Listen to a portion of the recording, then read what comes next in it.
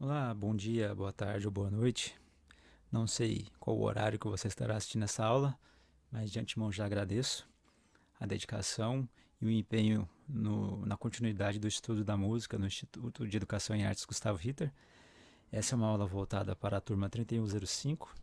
Essa será a primeira aula neste formato diferente, um pouco fora do usual para mim, mas já te peço desculpas por eventuais erros de dicção, erros, né, não propositais, eu te garanto. Peço que você abra sua apostila na página 1 e venha comigo.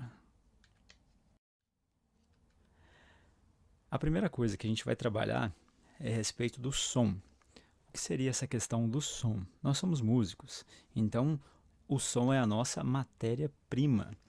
Quando você identifica um artista plástico, ele trabalha com vários materiais: ferro, argila, gesso, né? Cimento, enfim, vários materiais que ele usa para manusear e chegar à sua peça, à sua obra. Né? Um pintor utiliza de tintas, pincéis, telas, todos esses objetos de vários formatos, tamanhos, qualidades, né? E propriedades e elementos diferentes. A música não é diferente, né? A nossa matéria-prima, o nosso objeto de trabalho é a manipulação do som. Então, isso é bem interessante porque nós vivemos num mundo cheio de sons, né? Praticamente é o sentido que nós mais utilizamos é a questão da audição. Estamos cercados, rodeados de som por todos os lados.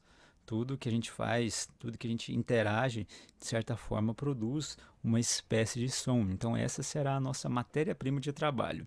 Né? Cada objeto que produzirá um som, nós iremos identificá-lo, trabalhar, manipular este elemento, né?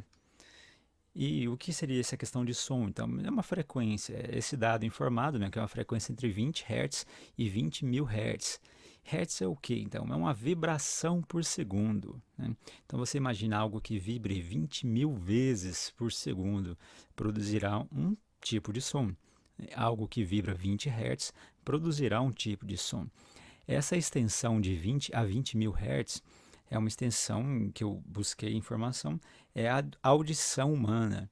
Então, nós, né, seres humanos, né, ouvimos essa faixa de frequência entre 20 Hz, que é uma frequência bem baixa, a 20 mil Hz. Tem uma lenda urbana aí, né, que o cão ouve muito melhor que o homem, né? É algo em torno de 10 a 40 mil Hz, a audição canina. Então, essa é uma extensão que ele escuta frequências. Por isso que quando a gente já viu aquele apito para cachorro, a gente não consegue escutar, né? Porque ele está numa frequência acima da que o ser humano é capaz de identificar. Né? Mas nós, né, identificamos uma grande faixa, uma grande extensão dessas vibrações. Né? Por isso conseguimos identificar os sons. Né? O que é um som de carro, o que é um som de uma moto, né? O que é um som de um liquidificador, mesmo à distância a gente consegue identificar, porque essas vibrações chegam até nós. Né? Então, um exemplo é o Lá 440, um termo que todo mundo que mexe com música vai estar habituado a ouvir, né? Praticamente nos ensaios, né? Um afinador de violão, um ensaio de orquestra, uma apresentação de orquestra, por exemplo, você vai perceber que antes de começar a apresentação, um instrumento chamado oboé, né, ele vai tocar uma nota que é o famoso Lá 440, algo parecido com isso. Essa será uma referência para os outros instrumentos afinarem as demais cordas, as demais campanas, enfim, tudo que for possível afinar usará esse Lá 440 como uma referência, né, para a afinação. Então, esta é a questão da frequência. Este som Lá 440 nada mais é do que qualquer coisa que você consiga fazer vibrar 440 vezes por segundo produzirá este som que a gente deu o nome de nota Lá. Então, tudo que vibrar, se você conseguisse chacoalhar a sua mão 440 vezes por segundo, né, você ouviria esta frequência que a gente atribuiu o nome de Lá. Né? Mas, além disso, né, além de frequências, né, vibrações, né, o que seria isso? Né? Além do mais, o som é um fenômeno físico. Né?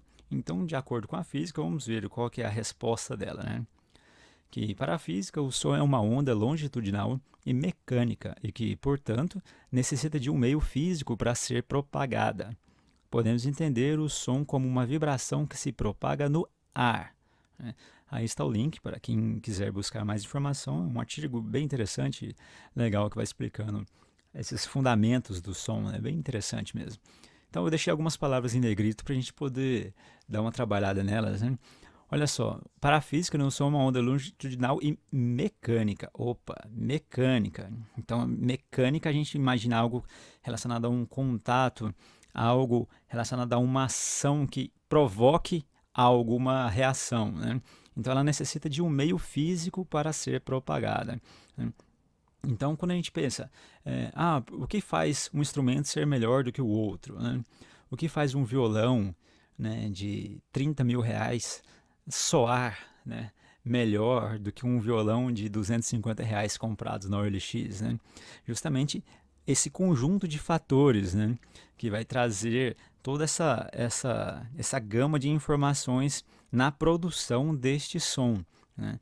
Então, uma qualidade de um instrumento ela vai se medir por isso, por esses fenômenos físicos que vão acontecer, né? Essa capacidade de propagação dessa vibração no ar.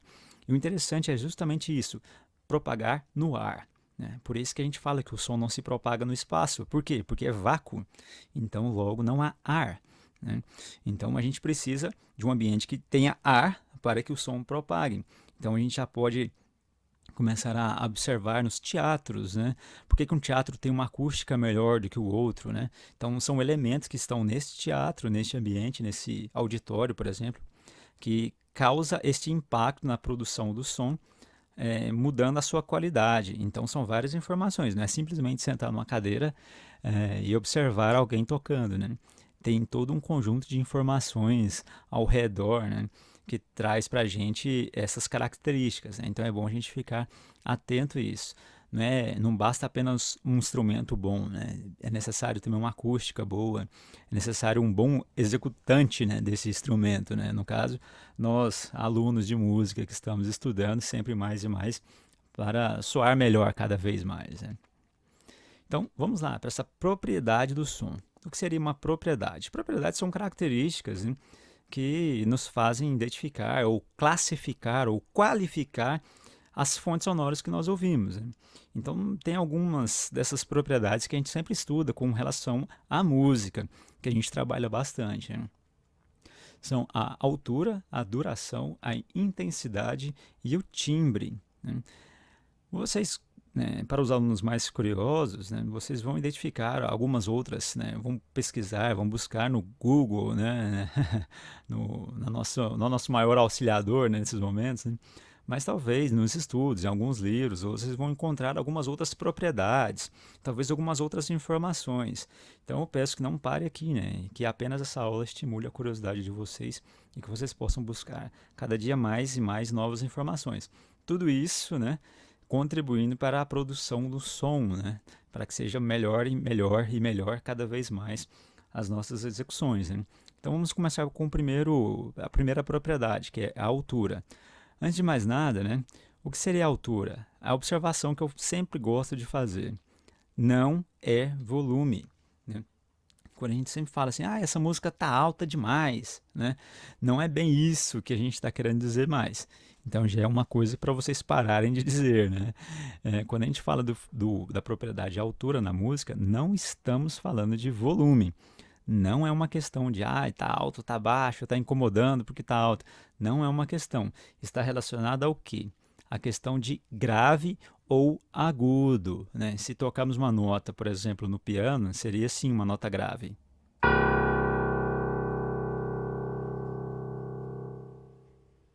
Consequentemente, uma nota aguda.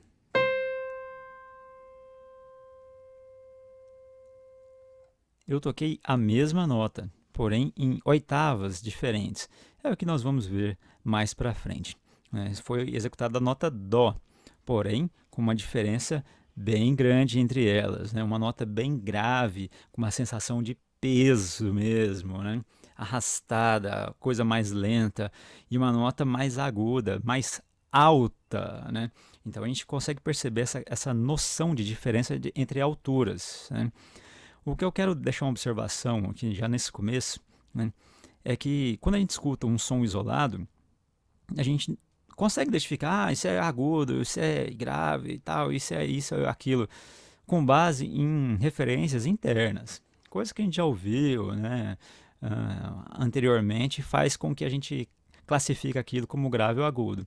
Mas no ambiente da música, no ambiente institucional mesmo, no ambiente técnico, a gente só pode classificar uma coisa em relação à outra.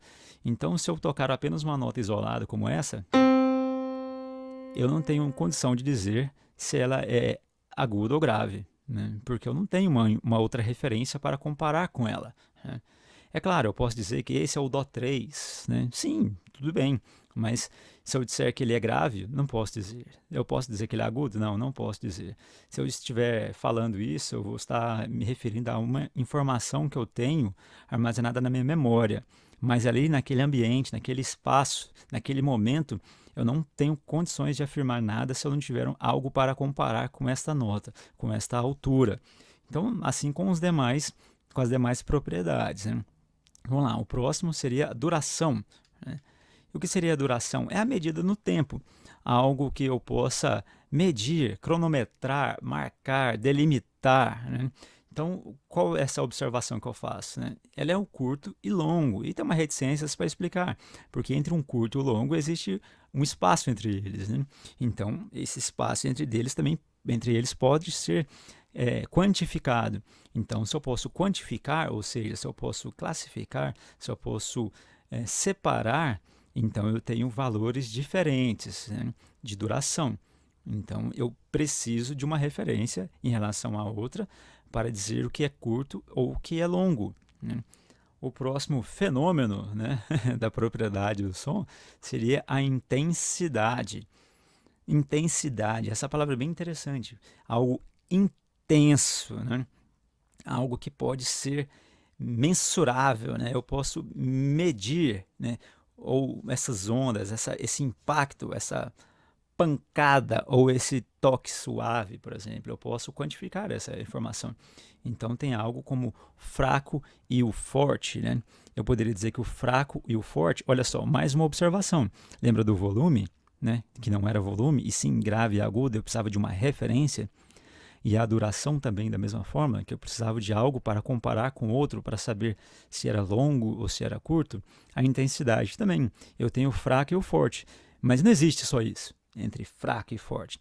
Existem as variações entre fraco e forte. Ou seja, assim como o curto e o longo, esse espaço entre o fraco e o forte pode ser mensurável, né? Então eu posso parar e olhar e falar, não, isso é tanto, isso é aquilo.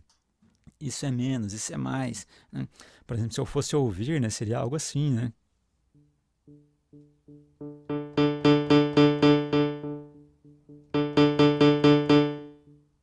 Eu toquei a mesma nota, porém com variações de intensidade, um pouco mais fraco, um pouco mais forte e umas coisas no meio, né, sem entender o que era, né? E a próxima propriedade é relação a timbre. Timbre é uma coisa complicada de explicar. Por quê? Porque a gente, né, adora modificar o timbre de várias coisas, né? Então a gente escuta, por exemplo, se você pegar um som do violão, né? O som do violão, beleza, aí você liga esse violão em uma caixa, ele tem um som, né? Ele tem um som se ligado em outro sistema. Então a gente está todo o tempo alterando essas questões timbrísticas dos instrumentos, né? Então, é a característica da origem, né, desse timbre, a fonte sonora, da onde está vindo este som. Então, a gente consegue identificar um liquidificador de um violino, né, justamente pelo som que cada um produz, né? Então, ligou um liquidificador, a gente sabe que é um liquidificador que está ligado, né? E um violino começou a tocar, a gente, ó, um violino, ai, que lindo e tudo mais, né? Então, está ligado à fonte sonora. Porém, tem uma observação que a gente pode fazer. Ah, eu identifiquei um som de violino. Tá, legal, um som de violino. Só que aí, dependendo da forma como eu toco esse instrumento, ou o que eu utilizo para tocar este instrumento, eu vou acabar alterando o timbre deste instrumento. Um fator bem simples, é uma borrachinha que a gente usa no cavalete chamado surdina, né? essa surdina altera e muito o timbre do violino. É uma surdina de borracha. Se eu usar uma surdina de madeira, vai alterar ainda mais. Se eu usar uma surdina de metal, nossa, aí que altera mesmo o som. Então eu tinha, dentro de um mesmo instrumento, eu alterei o timbre dele. Um exemplo bem clássico que eu gosto de utilizar é a guitarra, né? Uma guitarra, por exemplo, ela tem um som X quando ligada numa caixa direto. Só que aí a gente utiliza pedais. E esses pedais alteram o timbre do instrumento. Então, se eu usar uma distorção, eu vou ter um timbre diferente. Se eu usar o que eles chamam de pedal de coros, eu vou ter um som diferente, um timbre diferente, utilizando o mesmo instrumento. Então, timbre, sim, é uma característica da origem, da fonte sonora. Porém, nesse instrumento pode ser alterado, pode ter alterações timbrísticas, né? Há regulagens que eu possa fazer, né? Fatores externos que eu posso utilizar como pedais e tudo mais, né? Então não é simplesmente, senão, se fosse assim, todo prato de bateria seria igual, né? Se fosse assim, toda guitarra teria o mesmo som, todo violino teria o mesmo som, e a gente sabe que isso não é verdade, né? Se quem toca em igreja, por exemplo, vive testando violões diferentes, né? E cada violão responde de forma diferente. Então, o timbre é sempre possível de manipulação, né? Então, vamos dar continuidade. Ainda na página 1, né? Elementos da música. E agora a gente vê, né, que a melodia é uma sucessão de alturas, né, sons, no caso, né, definidas, podendo ter ou não variações na duração. Olha só, a gente já está trabalhando a questão das propriedades do som, né? Então a gente está vendo a questão da melodia, que ela é uma sucessão de alturas, sucessão de notas, né? A gente deu o nome de notas para ficar mais fácil, né? Ou seja, uma nota após a outra, ou mais tecnicamente, né, uma altura após a outra, podendo ter ou não variação na duração. Por exemplo, né, um trecho melódico simples.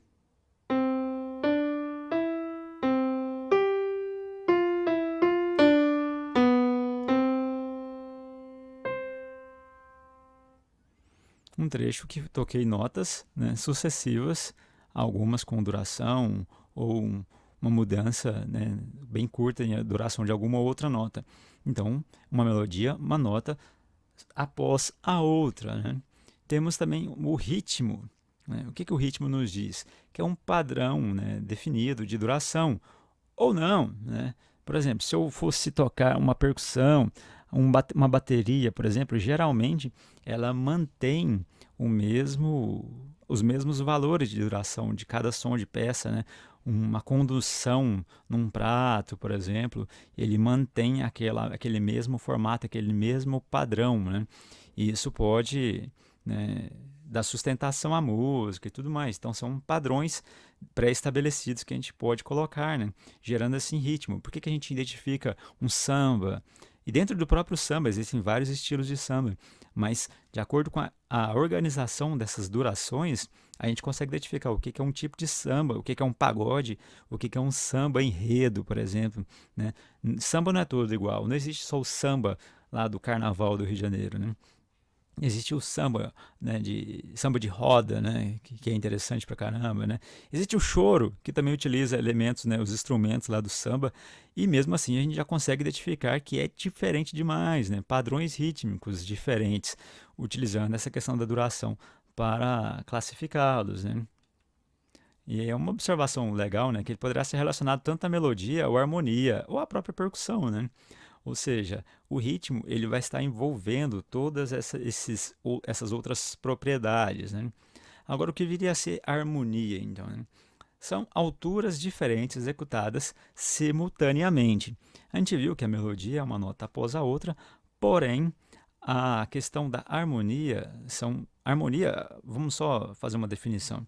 A harmonia é justamente a relação de uma coisa com outra, né? Uma relação de preferência, né, pacífica, de preferência que haja uma interação, né, com um propósito final agradável, né? Uma definição bem exagerada, mas que faz um pouco a explicação se tornar um pouco mais entendível, né? Então, a harmonia para a gente na música são alturas diferentes, né, executadas simultaneamente. Eu executei aquele trecho melódico, né, Porém, agora eu vou fazer uma outra variação apenas utilizando notas juntas, né? Alturas simultâneas, né? Mudando o instrumento aí.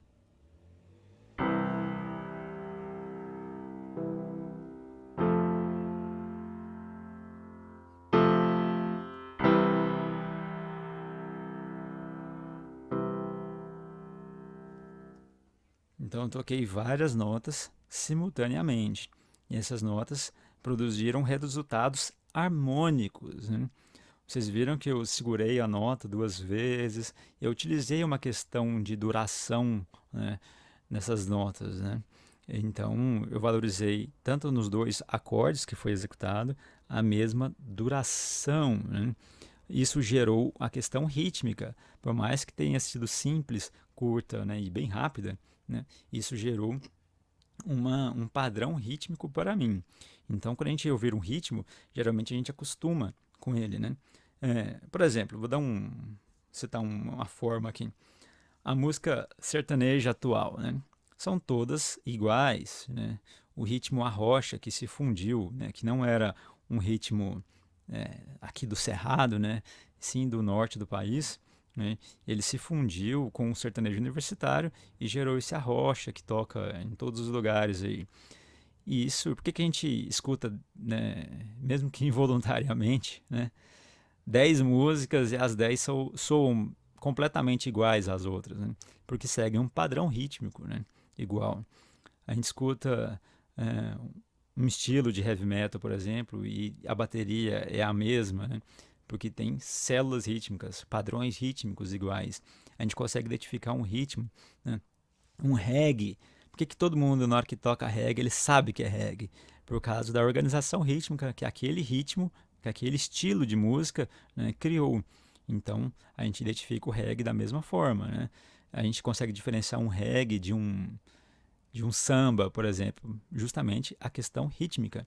Não precisa ninguém cantar um samba ou cantar um reggae do Bob Marley para a gente saber que um é samba e o outro é reggae, né?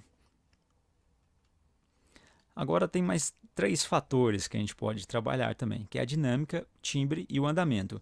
Lembrando que na música, né, eu vou estar trabalhando a melodia, né, e a harmonia, isso seguindo padrões rítmicos. Só que essas coisas que acontecem dentro da música, já durante a execução, ela tem a ver com essa questão de dinâmica, timbre, andamento, né? Então, o que seriam essas coisas, né? Dinâmica está relacionada às nuances da música, né? Então você vê que uma hora a música cresce, fica muito forte, fica bem, atinge o seu pico mais alto, né? O êxtase da música, né? Então a gente fala que a música cresceu, a música ficou mais viva, mais interessante. Geralmente é um refrão, né, da música. Então isso está relacionado à dinâmica, essas variações que acontecem durante a música, né? O timbre é qual a instrumentação desejada, né? Eu vou fazer um samba, então eu preciso dos instrumentos característicos do samba, né? Eu preciso lá de um pandeiro, né? Eu preciso de um cavaquinho, né? Eu preciso de um tamborim, né? Então por aí vai, né? São os instrumentos característicos, né? Ah, eu vou montar uma banda de heavy metal. Eu não vou pegar um pandeiro e um cavaquinho, né? Eu vou pegar uma guitarra com distorção, uma bateria, né? Então são instrumentos característicos. Obviamente, eu posso fazer um samba utilizando um instrumento de heavy metal? Posso, né? Eu posso fazer um heavy metal utilizando uma banda de pagode? Posso, né? Desde que eu faça as devidas adaptações, né, timbrísticas para aquele estilo que eu estou me propondo a desenvolver, perfeitamente, né? Isso não é novidade para ninguém, né? Várias pessoas, o YouTube está cheio de informações como essa, né? Então, eu tenho ali o timbre me dando né, a instrumentação que eu preciso para fazer aquele projeto musical, né, diferente. E o andamento é o quê? A minha velocidade de execução, né? Então eu tenho uma música mais rápida ou música mais lenta, ou dentro da própria música, um trecho que fica mais rápido ou que fica mais lento, né? Esse andamento ele pode ser alterado também, né? Não necessariamente o baterista dá o 3 4 e a gente começa tocando tudo naquilo, né? Naquele mesmo andamento. A gente pode sim variar, né? E a música pop está aí, né? Até inclusive a música eletrônica, né? com todos os seus padrões rítmicos, ela passa por essas nuances, por essas mudanças de andamento, né? Então a gente tem esses elementos, né, que a gente pode trabalhar em cima da música, né, já durante a própria execução. Então temos a melodia, né, que são as notas, né, uma após a outra, a harmonia, que são as notas simultâneas, né, e o ritmo, que trabalha a coordenação da execução, né, da melodia e dessa harmonia, né, que a gente vai chamar na hora que a música estiver pronta, né, a dinâmica, né, da música, qual instrumento que eu estou utilizando, né, para dar aquele timbre característico, né, e o andamento. Poxa, eu vou tocar isso como, né, é rápido, é lento, são informações que a gente precisa desenvolver, né. Então, dando continuidade.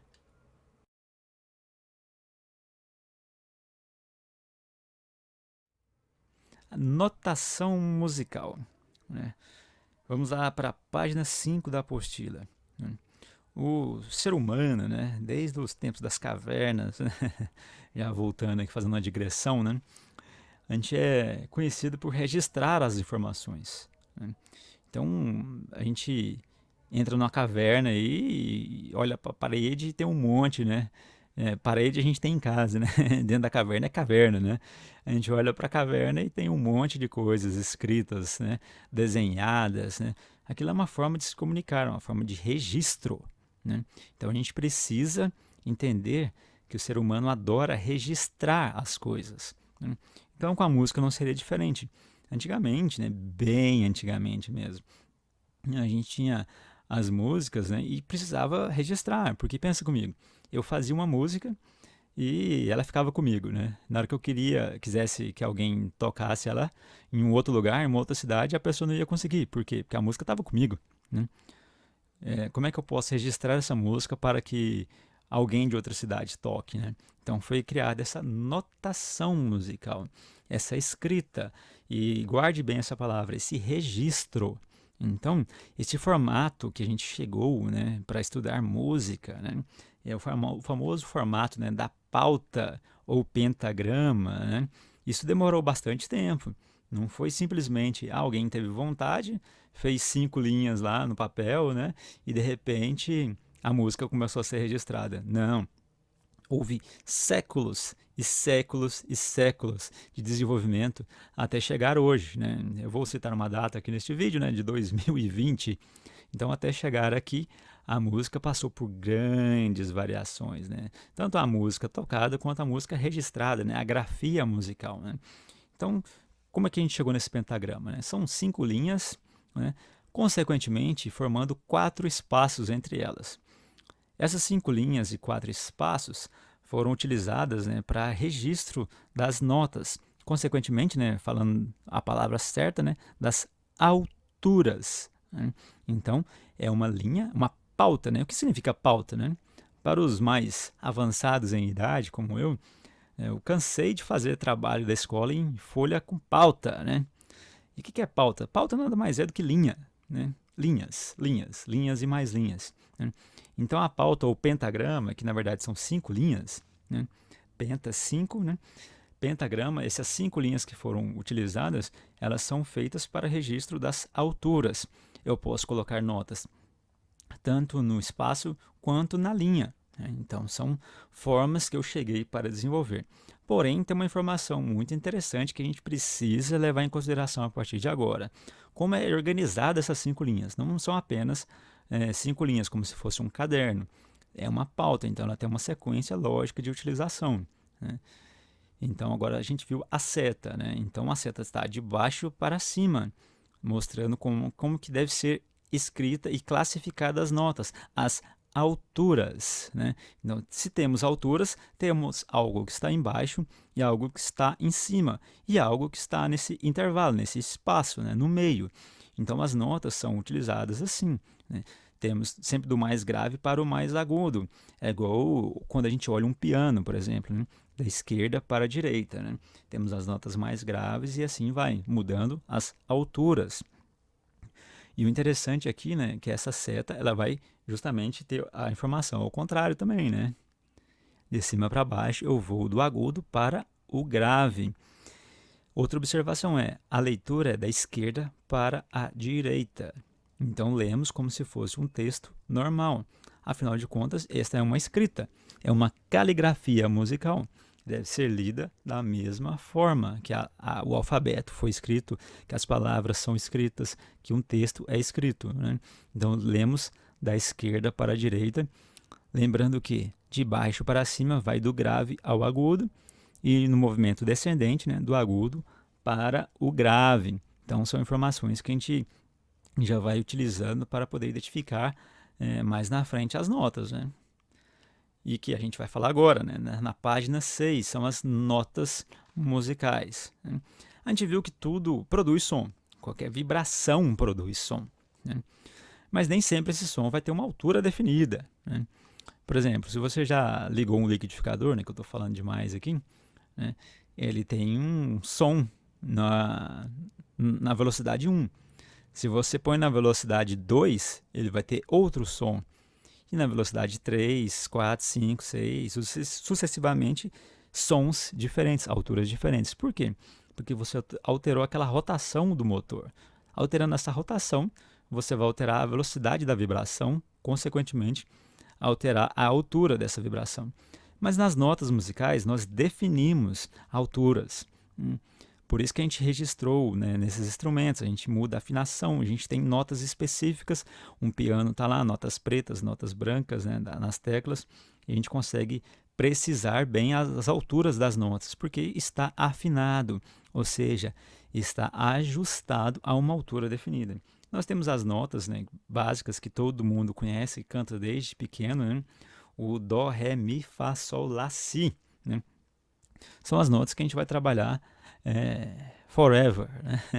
Para sempre estaremos mexendo, manipulando essas notas, essas alturas pré-definidas, né? Ajustadas, ou seja, afinadas, para que a gente possa criar melodias, acordes, né? Enfim, fazer música, né? Então temos essas notas e ela começa do Dó, é a primeira, depois Ré, Mi, Fá, Sol, Lá, Si. Ou seja, vamos lá no Dó. Se eu tenho uma nota Dó, e eu estou falando de altura, né? E eu acabei de dizer ali na pauta que é sempre do grave para o agudo, né? De baixo para cima, que a gente estava contando essas alturas. Dó seria uma nota grave em relação às outras, certo? Então o Ré estaria logo acima, né? E o Mi, e o Fá, e o Sol, e o Lá, e o Si. Todas elas indo em direção ao alto, né? Sendo notas mais altas, né? E isso vai me dizer o quê? Que eu tenho alturas diferentes, né? Utilizando essas notas. Por isso que a gente tem Dó, Ré, Mi, Fá, Sol, Lá, Si. Nem tudo é Dó, nem tudo é Ré, nem tudo é Mi. Temos essas outras notas, porque estão alturas diferentes. No outro gráfico ficaria assim, mais fácil para a gente compreender.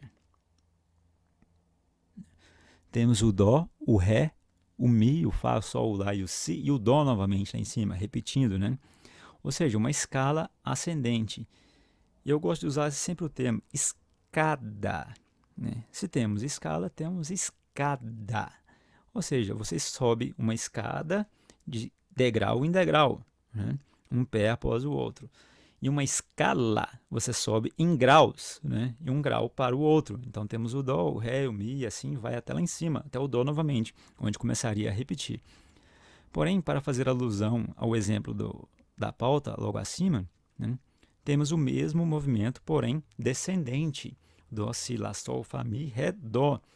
Utilizando perdão, né, os graus como se fosse uma escada, né, descendente em direção ao Dó novamente. Né? Trazendo isso para a pauta, como ficaria? Né? Desta forma, eu tenho o Dó, Ré, Mi, Fá, Sol, Lá, Si, Dó, né, o pico, e depois eu desço novamente. Eu tenho essas notas dentro da pauta, né? Apenas meramente ilustrativo e estético, este exemplo que eu dei. Né? Dando mais continuidade à apostila, já na página 7, cifras. Eu não gosto muito desse termo, né, de decorar, né, quando o assunto é música. Mas sim, tem as coisas dentro da música que a gente precisa decorar, tem as coisas que a gente precisa aprender. Né? Cifra é uma das coisas que a gente precisa decorar. Né? Mas é bem fácil, né? A partir do momento que a gente tem contato, fica mais fácil ainda para poder memorizar essas informações. Né? Então, as cifras são as notas, né, do Ré, Mi, Fá, Sol, Lá, Si, porém utilizando letras. Né? C para o Dó, D para o Ré, E para o Mi, F para o Fá, G para o Sol, A para o Lá, B para o Si. Né? São letras que ficarão mais fáceis para a gente, né? Executar acordes, né? Entender alturas, graus, isso sim, mais para frente nos estudos. Então essa é uma parte que, querendo ou não, a gente precisa decorar a utilização dessas letras, né? Para poder dar continuidade no processo, né? Então vamos lá. Nós temos as claves, né? E o que seria uma clave? É um ponto de referência. Eu quero deixar bem claro isso, né? O que é um ponto de referência? Algo que serve para eu identificar outra coisa. Né? Então, por exemplo, eu vou num lugar que eu nunca ouvi falar, num bairro novo da cidade, né? Novo para mim, né? Para a cidade já é velho já, né? Mas vamos lá, eu vou num bairro diferente, um bairro novo para mim, e eu preciso achar uma casa X na rua tal, né? Mas de repente nessa rua X da casa tal tem um posto de gasolina. Então esse posto de gasolina é a minha referência, né? É mais fácil eu achar um posto de gasolina numa avenida do que eu achar uma casa no meio de um quarteirão de uma rua em um bairro que eu nunca vi na vida, né? Então o posto de gasolina é uma famosa referência que eu possa chegar, né, mais fácil para poder encontrar o meu destino. Então as claves são um ponto de referência. Eu preciso dele para poder identificar outras informações. Então, trazendo isso para a música, as claves, né, as no plural, bem claro, as, não é uma, são três que são utilizadas. Elas me darão informações para que eu possa me localizar na música. Né?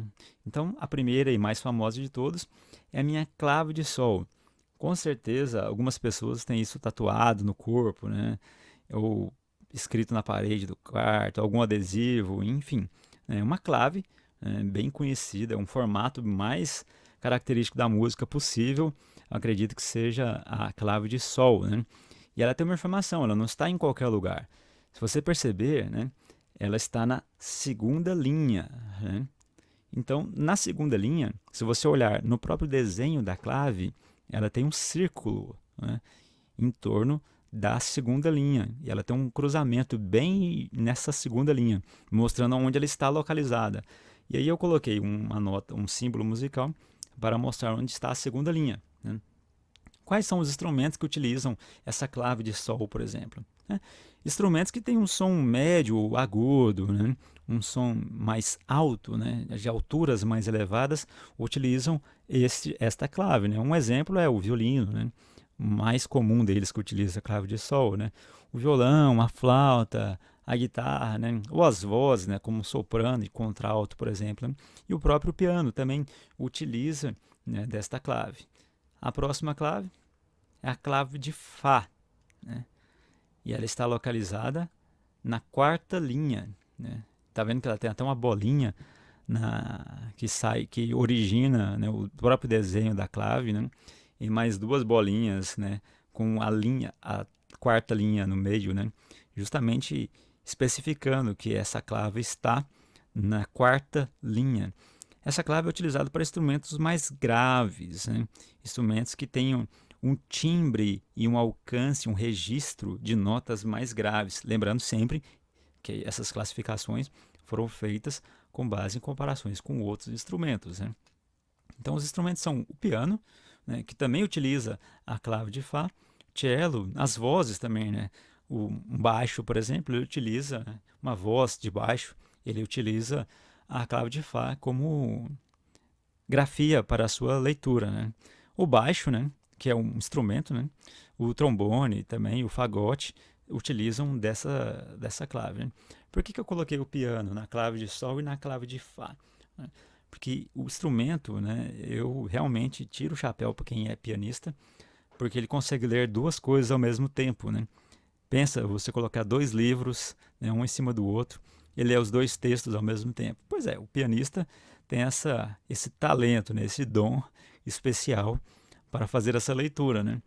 Ele lê um texto em inglês e outro texto em russo, né, ao mesmo tempo, porque a mão direita vai usar a clave de Fá e a mão esquerda, a mão direita vai usar a clave de Sol e a mão esquerda vai utilizar a clave de Fá. Isso ao mesmo tempo. Então, uma salva de palmas aos pianistas por saberem ler duas pautas ao mesmo tempo, né? Com claves diferentes, né? Lembrando que também temos mais uma clave, né? Que é a clave de Dó, né? É uma clave que possui um desenho mais estilizado, né? Muito bonito, por sinal, né? Ela está localizada na terceira linha, né? Então, você vê que tem quase uma seta, né, no próprio desenho da clave de Dó, apontando para a terceira linha, né? Então, quais os instrumentos que utiliza essa clave? O mais famoso de todos, a viola. Mas não a viola caipira, a viola clássica. Ela lembra o violino, porém um pouco mais fortinho, um pouco mais gordinho do que o violino, né? É um instrumento que tem um alcance grave bem interessante e agudo também. Um bom instrumento, um belo instrumento, por sinal, né? E as vozes. Porém, essas vozes, né, que eu coloquei aí requer uma observação. Hoje em dia, essa clave não é mais utilizada para voz, né? Mas se você for curioso, como eu disse anteriormente, né, e buscar partituras antigas, você vai encontrar a clave de Dó sendo utilizada para o canto também, né? E uma outra observação é que essas três claves, vocês podem encontrar em linhas diferentes, né? As claves continuam sendo as mesmas, né? Porém, aplicadas em linhas diferentes. Uma informação, a clave de Sol ela dá nome à segunda linha, né, que vai ser Sol, aquela segunda linha. A clave de Fá, a quarta linha, se chamando Fá, e assim servindo de referências para identificar as outras alturas. Assim como a clave de Dó será Dó na terceira linha, sendo utilizada para identificar as notas acima ou abaixo. E se caso vocês encontrem a clave de Fá na terceira, na primeira, na quinta, sei lá onde vocês vão encontrar, esta linha será utilizada como uma referência para classificar as outras alturas. Assim como de Dó também pode aparecer na quarta linha, pode aparecer na primeira. E até a própria clave de Sol, né, ela já apareceu, né, em outras linhas há bastante tempo, né, mas depois, por força do destino, né, essas três claves permaneceram nessas alturas, né, como a forma mais simples de ser utilizada e ser identificada. Então, acredito que a maioria dos materiais que vocês encontrarem estarão utilizando as claves nessas alturas, né, nessas linhas específicas deste slide, né? Então, o que a gente precisa saber? Que essas notas são as nossas referências para a pauta. A clave de Sol indica onde está o Sol nesta pauta, né? Então, abaixo do Sol, no espaço, eu tenho Fá, né? E abaixo do Fá eu tenho Mi, acima do Sol eu tenho Lá, e assim sucessivamente com as três claves, né? Lembrando que aquela ordem das notas, Dó, Ré, Mi, Fá, Sol, Lá, Si, ela jamais se alterará. O que eu quero dizer com isso? Que após o Sol, né, sempre será o Lá, a próxima nota. E antes do Fá, nunca será outra nota além do Mi, né? Então, a ordem daquelas notas não mudará. É claro, eu posso utilizar saltos e tudo mais, mas a nota que está acima ou abaixo sempre obedecerá àquela ordem do Dó, Ré, Mi, Fá, Sol, Lá, Si, né? E esta é uma maneira interessante da gente poder identificar as alturas nas claves a partir desse momento que a gente já tem uma referência de qual linha é qual nota. A gente sabe que a próxima nota sempre seguirá aquela ordem. De